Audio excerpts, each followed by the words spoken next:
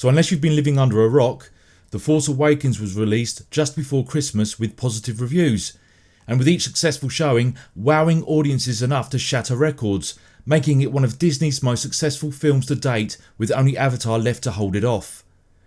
Now let me warn you, this is a spoiler review, so if you haven't seen it then I would suggest you do. Abrams and Disney did a great job on this iteration. I've actually seen The Force Awakens a couple of times, and I have to say I enjoyed it more a second time round, as I was still very much on the fence the first time I saw it.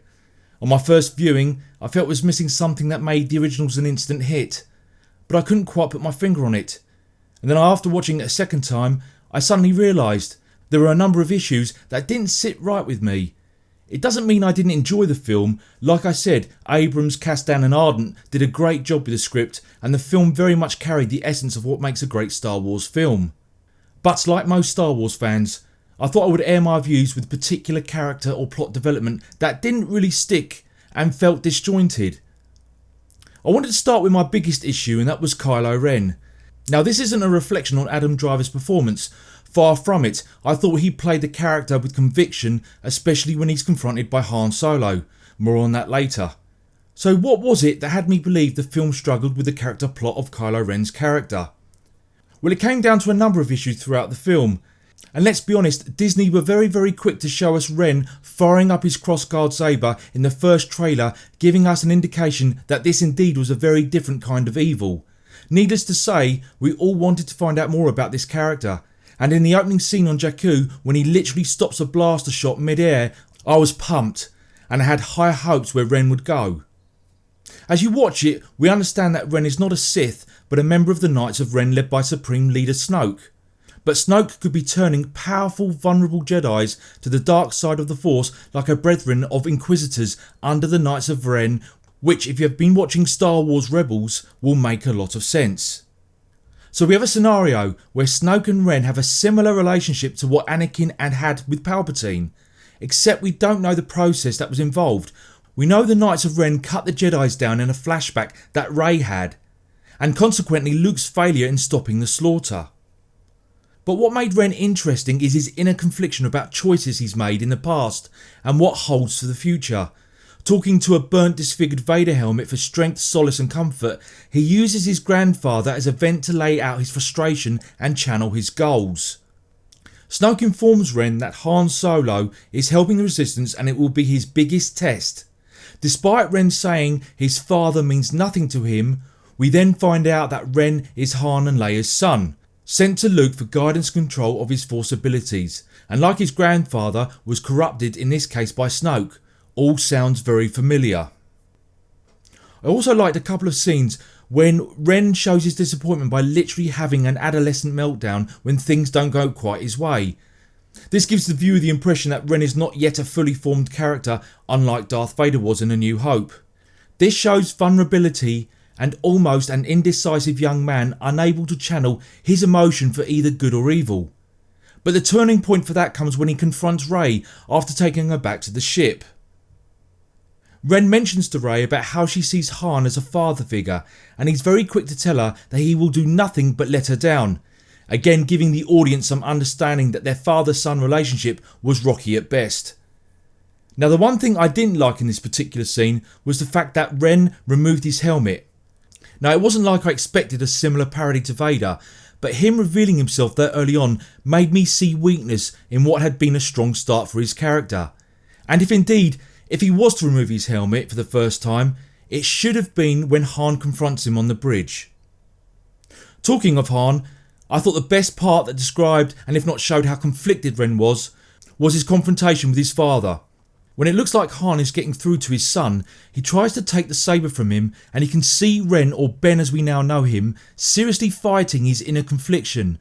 But my belief of why he kills his father and thanks him in the process is what Rey commented about him never being as good as Vader, which resonates with Ren and was the catalyst that made him step over that line that not even Vader could do when he chose to sacrifice the Emperor and save Luke, which immediately made Ren more dangerous than Vader and the last test Snoke was waiting for before he would continue Ren's training. Now for me, this was the highlight of the movie. Ren has become the pinnacle of evil. He has chosen his path, killing his own father, disapproving Rey's comments, allowing himself to feel more powerful than his grandfather. Only then to be let down by the poorest of lightsaber battles. This last act was my biggest issue with The Force Awakens, because it felt not only rushed, but it made a mockery of Ren's character. At this particular point in the film, Ren is indeed injured by a blast shot from Chewbacca, so when we have the final confrontation between Ren and Rey, Rey suddenly uses the Force, which she realises she has, and starts to cut Ren down very easily. Too easily in my opinion. Let's not forget, Ren has been trained for a period of time by not only Luke Skywalker, but Snoke as well. And Rey, well, she never even held a lightsaber until that duel.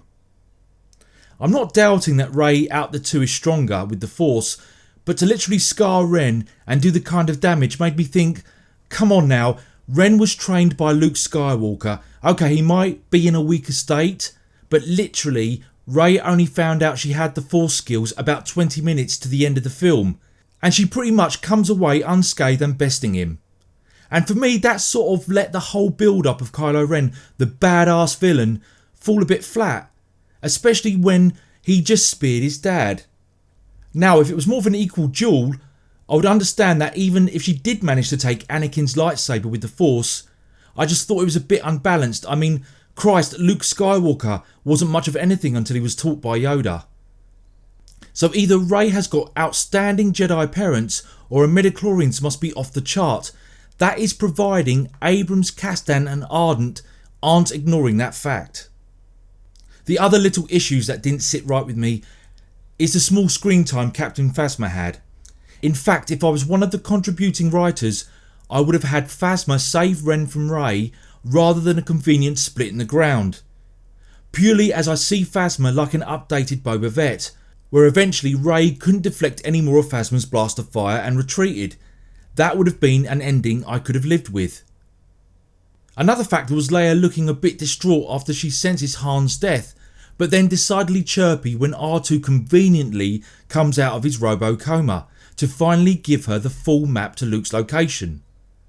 Oh yeah, and then there's Luke, the saviour to the old Rebel Alliance, only to let 1 billion people die by Starkiller, not forgetting Han of course, and then doing sweet fuck all about the rise of the First Order. Then there's the consensus that The Force Awakens is just an updated version of A New Hope. Like I said at the beginning, The Force Awakens has all the essence of what makes a great Star Wars film, and despite its flaws will happily satisfy the majority at most. So what did you think of Kylo Ren and the Star Wars Force Awakens? Did Ren meet your expectations as the new villain? Was there other aspects of the film that you thought didn't quite work? As always, please comment below, and if you enjoyed this video, please like and subscribe. I'm Grayson Steele, thanks for watching, until next time.